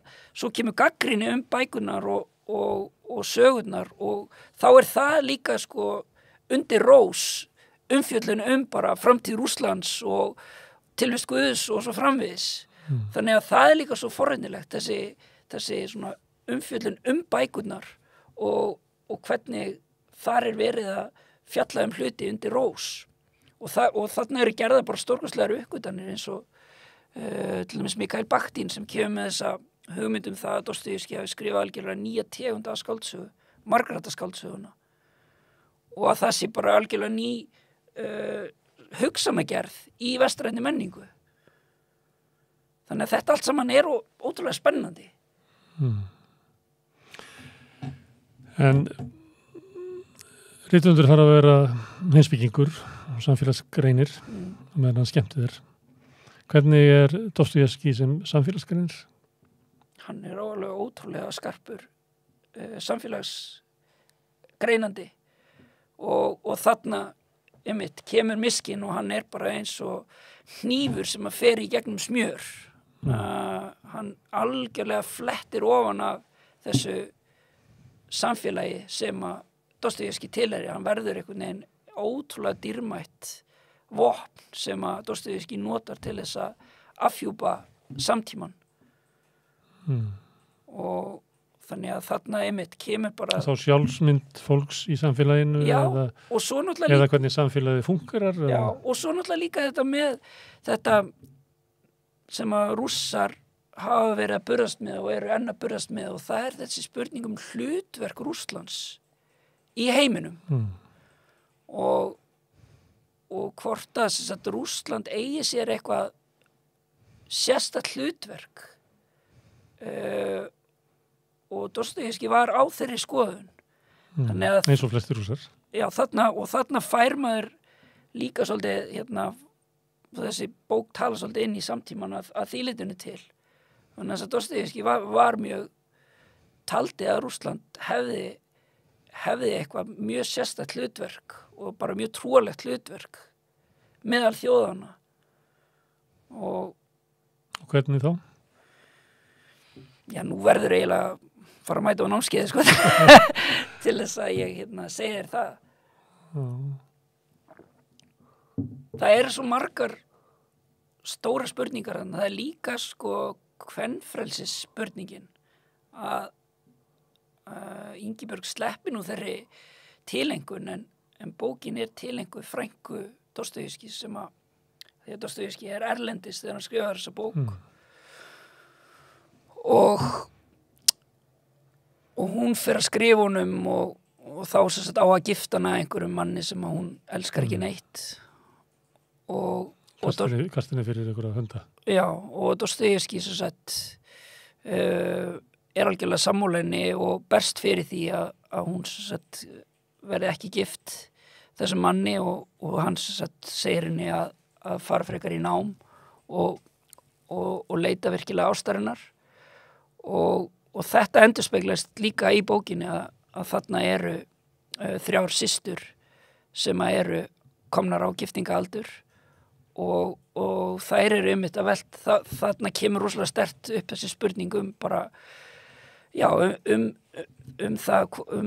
sagt réttindi kvenna og Dostojevskí svona kemur með eiginlega svolítið kemur með svona mjög progressívan vinkil á því og hann mjög merkilegur að því að hann skrifar heila bók konu unga stúlku eða svona ævisögu unga stúlku sem bóki sem hann að skrifa áður en hann handtekinn og nær þessan aldrei að klára en það þessar rosalega svona sterku kvenpersonur í bókunum hans og í fávitin alveg einstaklega ríkur af þeim. Þannig að það bara svo margt undir. En persónan þetta heilaga fíbl í Rússlandi, þetta til víðar, svona einhver sem á pínlítið á skjön, sér það sem við sjáum ekki og kannski segir okkur frá því þannig að við skiljum það ekki alveg. Já. Þetta fyrirbrigði til? Já, þetta innan... Þannig að minni? Já, þetta bara mjög svona lifandi manngerð sem að eins og segin bara nær alveg aftur í réttrúnaðinn og Dostojevskí hann alveg mjög svona meðvitað að láta okkur velkjast í vafa þetta hvar á þessu rófi miskin Hvort það sé breyskur maður eða guðlúrandi. Já, og þetta nú eins og Jesú. Já, og hann tekur... bæði breyskur maður og Guð. Já, og hann tekur, það líka mjög áhugavert hvernig hann tekur sögur úr biblíunni og endur segir það bara aðeins öðruvísi inn í þessu Pétursborgar samfélagi. Þannig að hann að flytja Guð til Pétursborgar. Já, Jesú. Já, og sýnir þar með fram á sko bilið sem að hefur myndast á milli boðskaparins í biblíunni og bara boðskapar samfélagsins. Réttrúnaði kirkjunar. Nei, og líka bara í samfélaginu, já. Það er hérna, er allir staðir og allir tímar hefðu gott að fá Jesú í heimsókn. Er það til þess að afhjúpa samfélagið? Já, en það er líka spurning hvort að við viljum fá Jesú. Það er aldrei tekið vel á mótunum. Nei, og þannig að það var alveg sko einn lestur á þessari bók að hann skiljir hann bara eftir sér sviðna jörð. Og þarna komum við kannski aftur að þessari margröntun skáldsögunar að skáldsagan gefur aldrei ein svör neitt, heldur gerist þetta í ákveðinni samræðu við lesandan og milli höfundar og sögupersona og lesanda. Þar verður til eitthvað samtal sem að ekki er að eiga með öðrum hætti. Já. Og einhver sannleikur eða eitthvað sem ekki er hægt að fá með öðrum hætti. Heldur en að tjalda inn í skáldsögu allavega í 4 vikur. Já, Bakhtin segir það. Sannleikurinn skáldsögu Dostojevskís, sannleikurinn hann fyrirfinnst. Hann tilheyrir engum einum.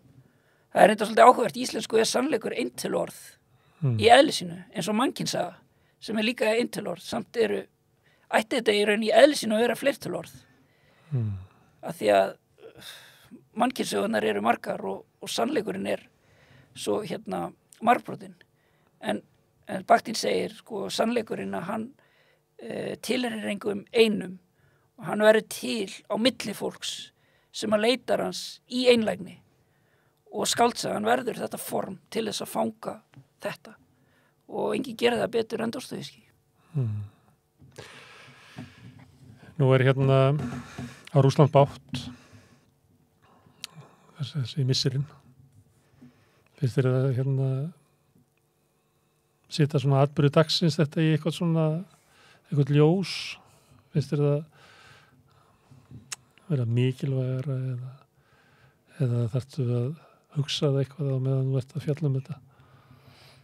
Já, ég meina þetta ár hefur bara algjörlega breytt öllu varðandi það hvernig maður talar Rússland og rússneska menningu og það er bara algjörlega óafturkræft. Þannig að þetta eru mjög svona einkennilegir tímar fyrir eitthvað eins og mig sko sem að hef investerað svona mikið í rússneskri menningu og bara hefur bara sett mig í mikla naflaskoðun. Þannig að og svona höfundar eins og Dostojevskí að það er bara sannarlega maður sér það í svolítið öðru ljósi núna og það verður svona eitt af því sem ég langar til að gera á þessu námskeiði sko að þetta stokkar hlutinu svolítið rækilega upp sko. Og hvernig þá? Er það eitthvað í svona hugmyndum hans Rússland sem að á sér slæma birtingamyndir í dag? Eða var eitthvað sem að hann benti á og vildi halda lofti sem að Rússar mistu og dýndu? Já, ég meina það er eiginlega hvort tveggja sko. Það er þetta sem ég var að segja á heilaga hlutverk. Já, menna, það er náttúrulega hugmynd sem við Íslendingar þekkjum það nú alveg. Við Íslendingar að staðið þeirri trúaðir að eitthvað sko sérstakt hlutverk í heiminum. Já. Eins hlálegt og það hljómar sko. Já, það er einmitt svolítið áhugavert að bæði Ísland og Rússland eru á sitt hvori spássíu Evrópu. Þannig að þeirra svona minnumáttakend og mikilmennsku brjálæði er svolítið skild. Það er svona þessar þjóðir sem að svona eru ekki alveg með og er einhvern veginn hægt að bara eins og einhver athugasemd sem hún tekur ekki mark á. Minn tími mun koma þá rópar á spassíunni. Já. Af því að þú ert að reyna að færa ykkur rök fyrir því akkur þú ert svona aðstæðanlega staðsettur. Já, og þessi svona harmleikur með Evrópu og Rússland sem að eru náttúrulega, þetta eru heimar sem að eiga svo ótrúlega frjóa til dæmis menningarlega samræði að baki. Þannig að vatnaskilin hérna á milli eru mjög frjó. Já, og hann mjög meðvitaður þetta og hann mjög mikið að pæla í þessu að því að hann þarna í fyrsta skipti í langan tíma staddur í útlöndum og að hugsa heim og að virða fyrir sér Evrópu og bera hana saman við Rússland. Þannig að það eiginlega, það alveg eitt af svona grunntemunum í þessari bók og það mjög forvitnilegt að Rússland sé frá Evrópu. Já. Já, hann að ferðast í Ítalíu og víðar. Já, hann í brúðkaupsferð. Já, fyrst hann í Þýskalandi og svo fer hann yfir til Genf og svo endar hann á Ítalíu. Og eitt af því sem hann gerir þarna að hann að heimsækja listasöfnin og það líka mjög merkilegt í þessari bók hvernig hann tekur málverk inn í bókina og lýsir þeim og þarna til dæmis málverk sem heitir Dauði Krists eftir Holbein unga frá 17. öld sem sýnir sem sagt svona Krist dáinn án nokkurs heilalega og þetta var verk sem hafði gífulega áhrif á Dostojevskí og hann setur það inn í bókina og það hann 2 sögupersónur sem eiga mjög magna samtal þetta. Svo þarna náttúrulega líka svona heimspekilegu vinkill að það þarna maður Ippolite sem sagt ætlar að fremja sjálfsmorð sem einhvers konar gjörning til þess að sýna fram á það að hann sé sem sagt þetta svona útgáfa af guðleysi að sýna fram á þú sért ekki örlögunum háður og þetta gerist í sumarbústaðaferð í sögunni og þarna kemur líka alveg ótrúlega áhugaverð umræða og Dostojevskí náttúrulega bara snillingur í þessu að þetta svona þessi bara platóníska samræða sem einhvern veginn snýr þarna aftur í einhverju og varpar einhverju ótrúlegu ljósi á bara hið nútímalega ástand mannsins og bara þetta svo ríkar sögur líka bara innra lífi og skynjun að þetta einhvern veginn bara svo mikill fjarsögur. Þetta með að þessi briskleiki, hann náttúrulega briskur líka Dostojevskí. Hann sólundar fjölskyldu sinnar með spilavítum og hann svo sjáandi líka. Já. Býr bæði yfir svona brisku mennsku og þessum guðsneista sem í okkur sem að fekk okkur til þess að búa til guð við ljótum að haft hann Já, það svo eina sögupersónum Dostojevskí segir að Guð og djöfullinn berjast og vettfangur þeirra hjörtu mannana Já Hann var með flogaveiki sem Gagnavablaðsflogaveiki heitir það. Við tókst að segja það fyrir þáttinn. Já, ég vissi ekki þetta. Ég með sömu flogaveikina, ekki kannski eins alvarlega og hann var með. En hún flogakostin geta virkað eins og þú sjáir samhengiluta. Já. Og sumleit það augljóst af honum. Hann eitthvað leiti eins og svona sjaman og sjáandi. Já. Dostojevskí. Já, algjörlega. Það ekki? Jú, hann það. Hann með eitthvað svona náðagáfu sem þetta sjúkdómur sem veldur því að hann sér í einni hendingu samhengi í stóra hluta. Já, og þarna í bókinni bara lýsing á svona flogaveikikasti, bara alveg frá aðdraganda fyrstu einkennum og þetta nú aftur eina skiptið þar sem við höfum svona lýsingu frá Dostojevskí og hún ótrúlega mögnuð og já, og þetta var náttúrulega honum fjötur fót, hann var að skrifa bók og svo fær hann flogakast og það bara svo bara allt strókist út, hann man ekki hvað persónur heita og maður sér þetta stundum í bókunum hans að hann heldur ekki ákveðnum þráðum, hann missir það út úr höndunum Þú ert eins og tölva þar sem að sko forritin eru bara krössuð og þú situr bara einn eftir tómur Já, og svo tekur það tíma að byggjast upp aftur já, en það er ekki endilega víst að byggjast upp með sama hætti og þú finnir alltaf þræðina sem þú tapar. einmitt, Þannig er það. einmitt.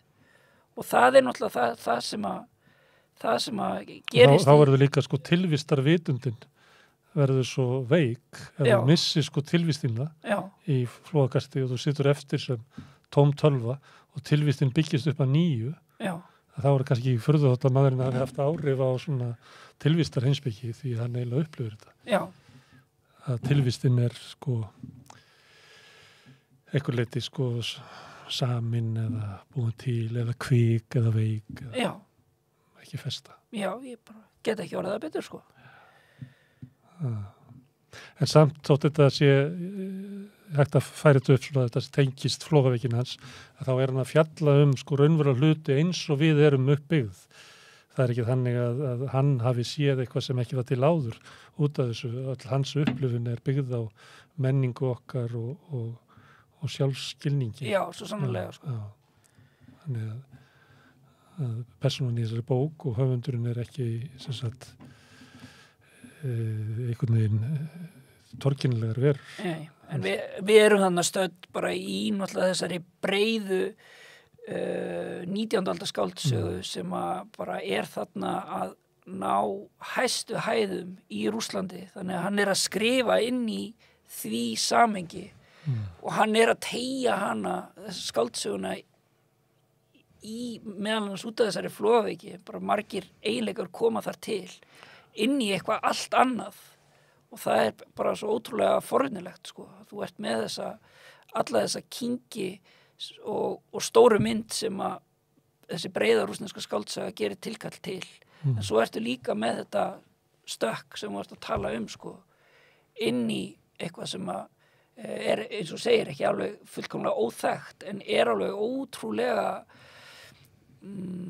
já, þannig ertu bara komið mjög djúpt inn í mannssáluna og mjög djúpt inn í það sem mun verða og svona þessir möguleikar sem síðan raungerast á 20. öldinni.